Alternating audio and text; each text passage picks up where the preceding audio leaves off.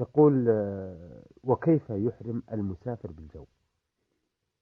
يحرم المسافر بالجو كما ذكرنا قريبا. لا. أي إذا حاذ الميقات يحرم، ولكن كيف يصنع قبل إحرامه؟ لا. نقول ينبغي له أن يغتسل في بيته، وأن يلبس ثياب الإحرام سواء في بيته أو في الطائرة إذا حين تستقل به الطائرة. لا.